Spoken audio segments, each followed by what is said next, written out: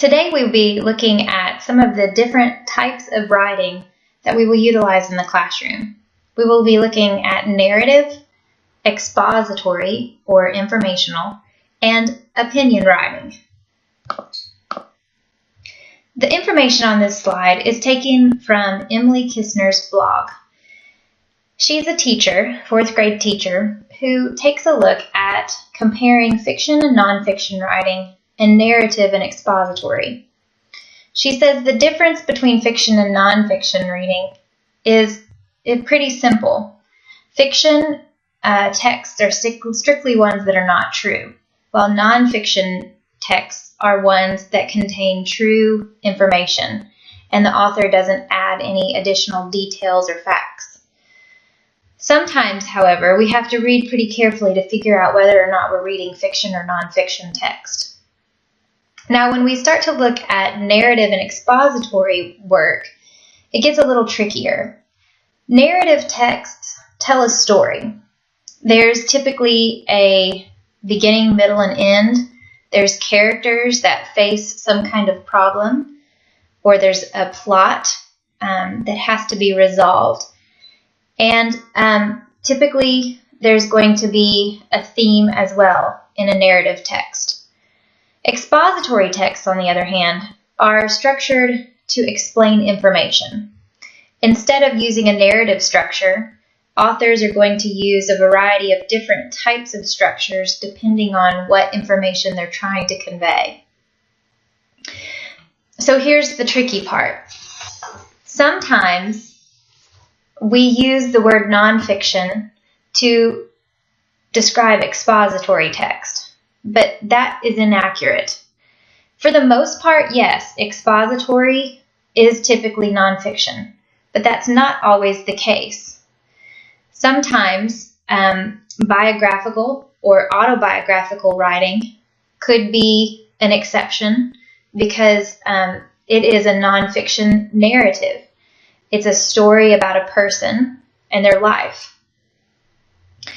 At the same time, expository fiction is something that we see, and it's becoming more common, especially with boys. I know my sons right now at the book fair a couple weeks ago purchased some expository fiction writing when they purchased guides to video games.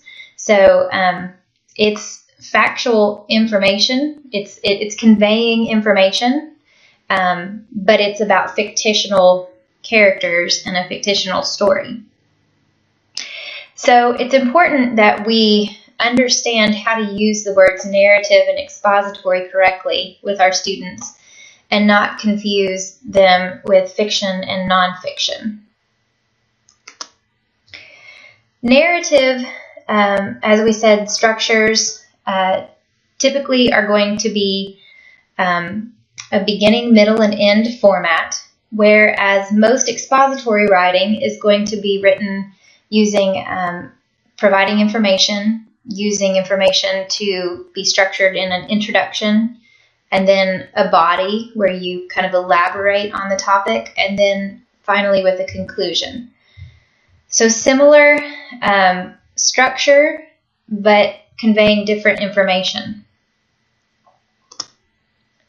Let's take a closer look at narrative writing.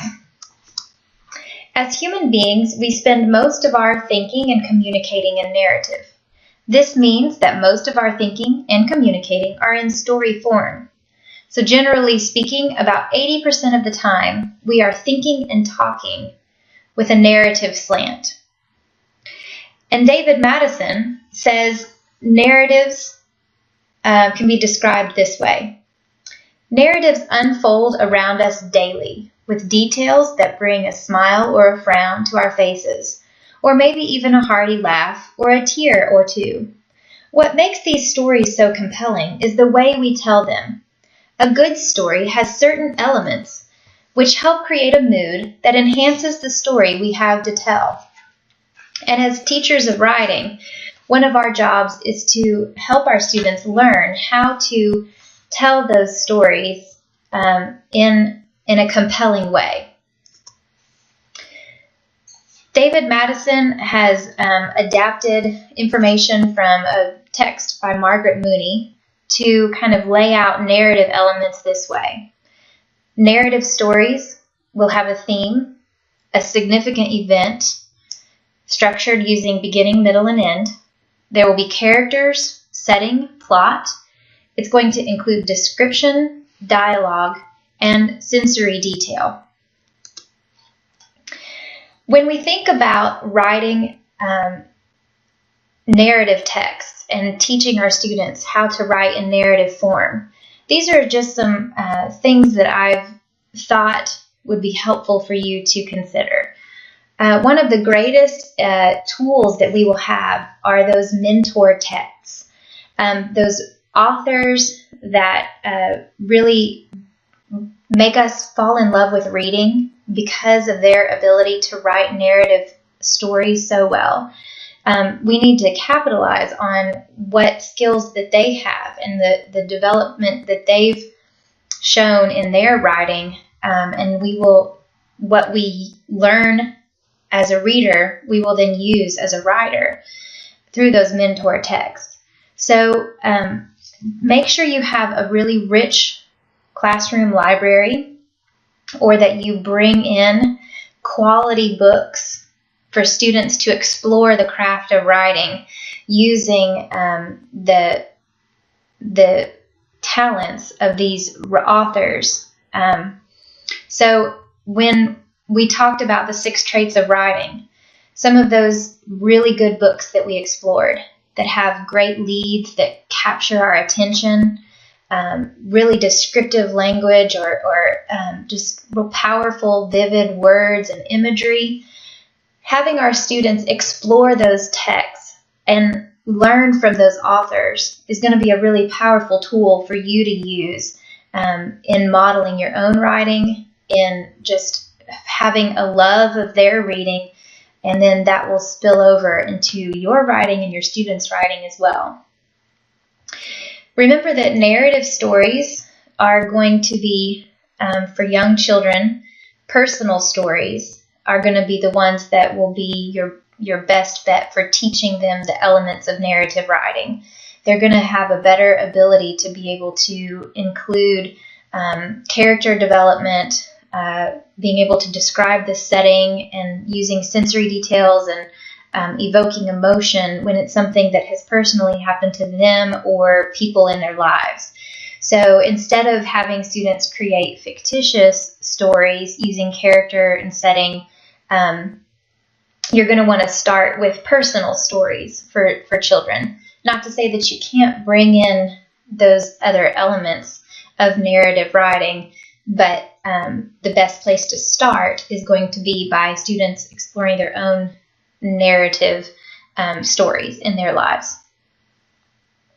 One of the other things you're going to want to help students do is to focus their stories in on those small moments.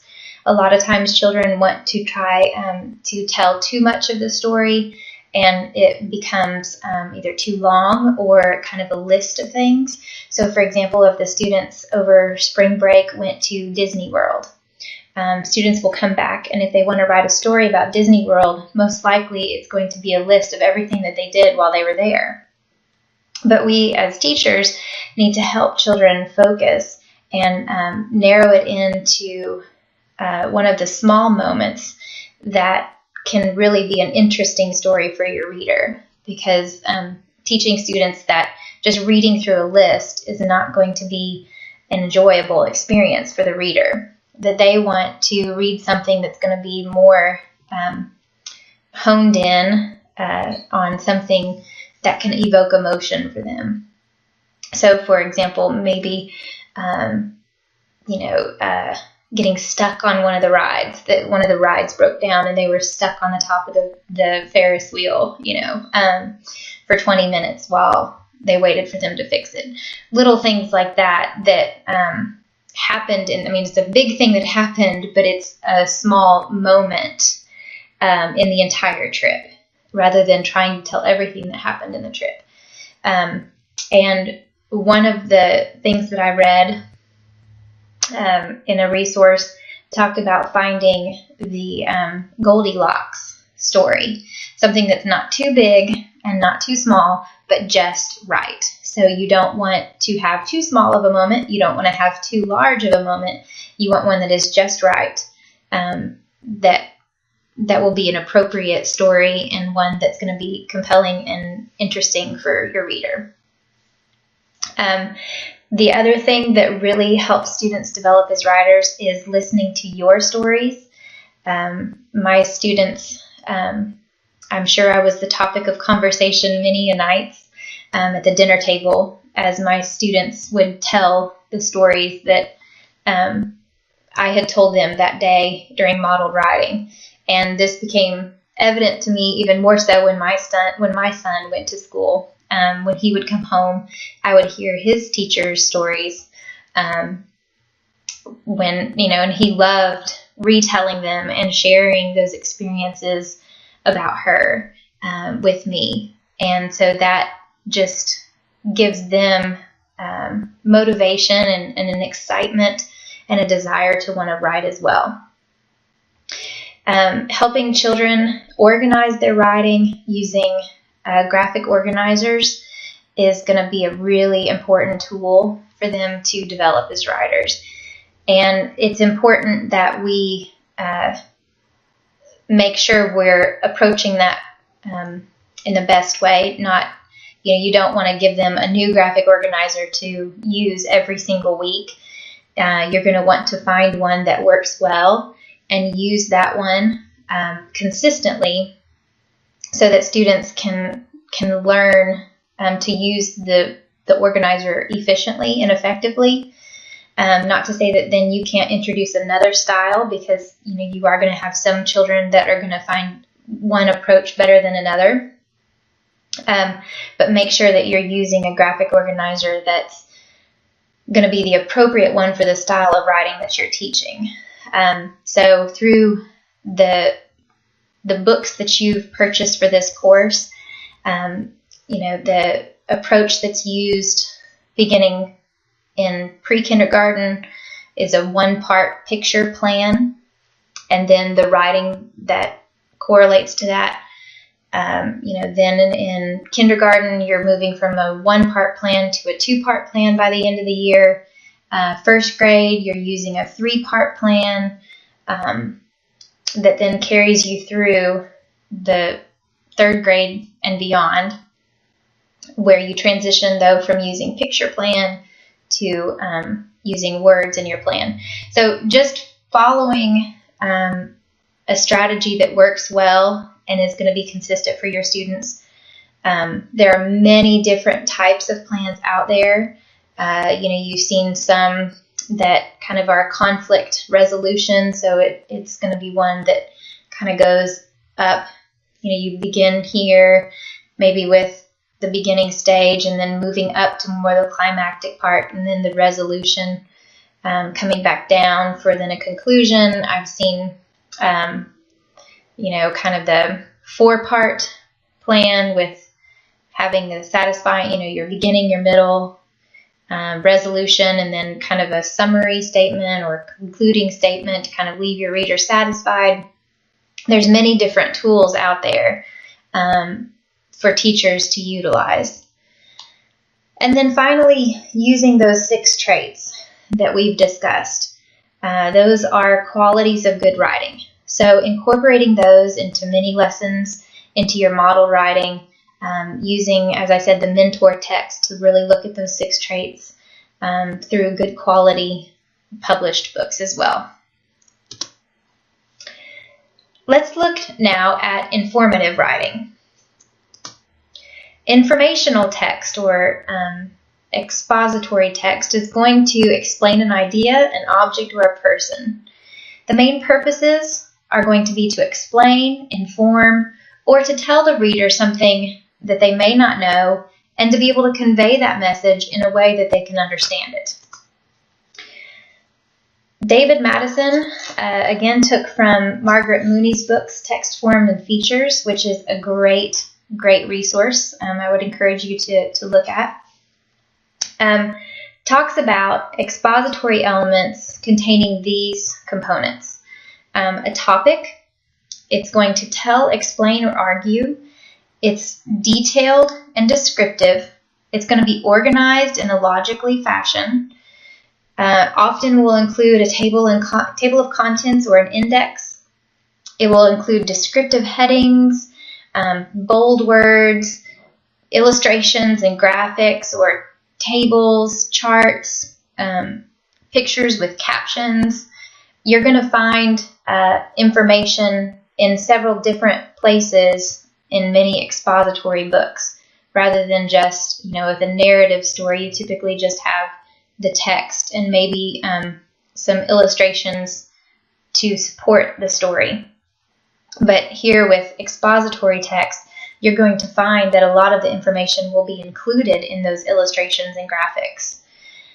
And then finally, with expository work, it's going to be detailed reading. And you find this to be true. I know in my own life I found this to be true. How many of you have ever been reading a book, a narrative book for enjoyment, and you're reading it before you go to bed, and you can't go to sleep because you want to continue reading the book and you're so engrossed and enthralled in the book, versus reading maybe a textbook that you're reading for one of your courses. And I know this became a common problem for me. I would be reading this text, an informational text, and I would get to the end of the chapter and realize that I didn't comprehend one thing that I had just read because my mind was thinking about something else and I wasn't focused on what I was reading. So when we read expository elements, it really does require us to use more brain activity to concentrate on what it is we're reading. We're having to take the information and process it in a different way than when we're reading a narrative text. It's also more detailed reading because, as I said, the information can be all over the page. So when you open up an expository book, you're going to find tables, pictures with captions. You're going to find graphics that have labels, and there's going to be information conveyed to us in a variety of different ways. Rather than just reading paragraphs, we're having to look at a lot more on the page to be able to comprehend everything that the text is conveying to us. So it really does take us a little bit more effort to read expository text. So keep that in mind when you're teaching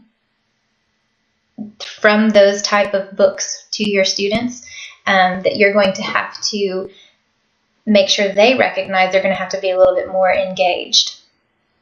And even for me, one of the things that I used to have to do when I was in school was actually read an expository text out loud, because that would force me to be a little bit more engaged and help me to stay focused and to comprehend better what it was that I was reading. So informational text, when we're structuring this for our students, back to the narrative, it was the beginning, middle, and end format that we would use to structure a narrative piece. Well, with informational writing, it's going to be a little bit more rigid. And there's also many approaches to informational writing, and we'll talk about those next. So it's going to be organized based on what it is we're wanting to, what message or how we're wanting to structure and convey our message to them. So on the next slide, we'll look at some of the different text patterns.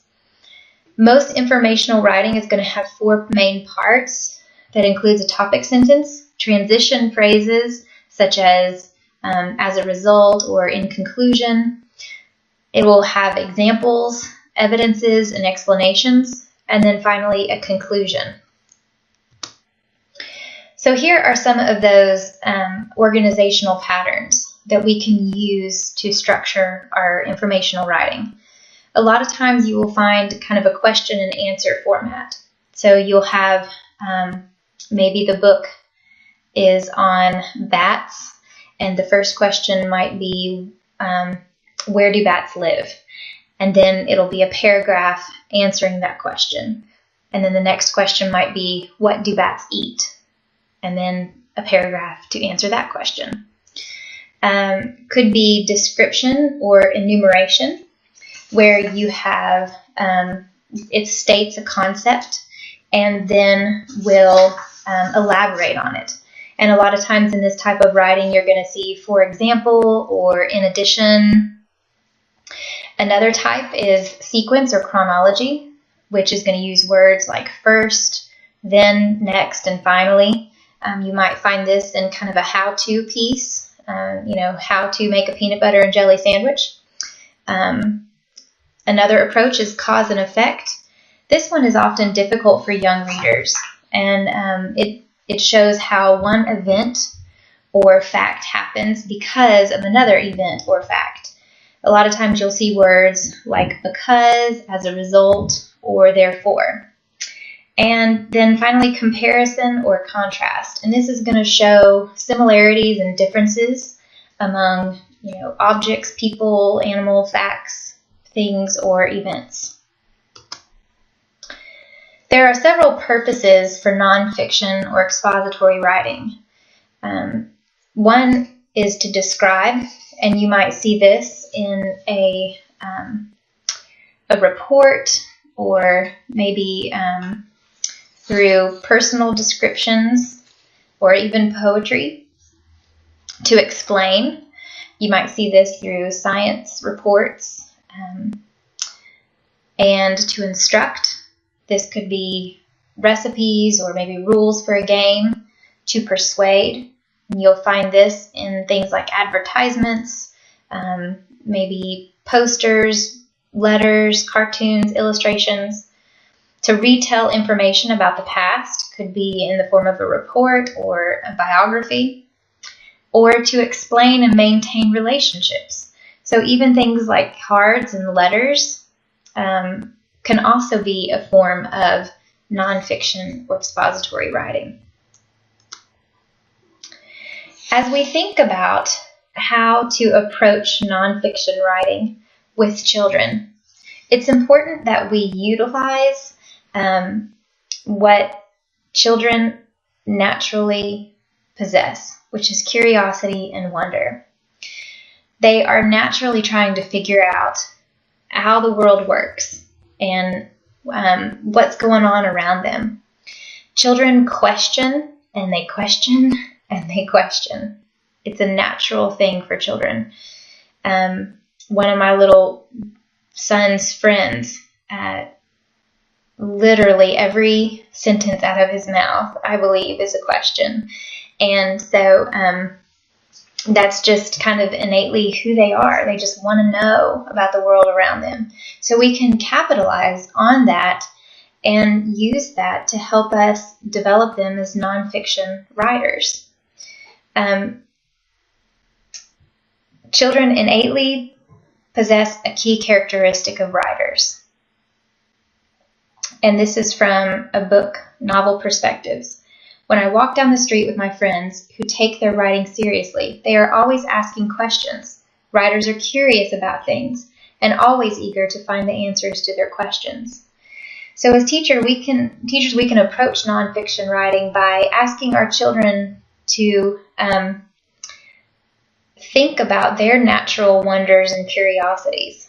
But typically, teachers don't use that approach, and they will require children to follow a certain template. They'll require them to research and then record the facts. Then they take those facts and regurgitate it into a report. There's often very little voice, and there's no creativity in this type of writing. But instead, we can approach it more meaningfully by having children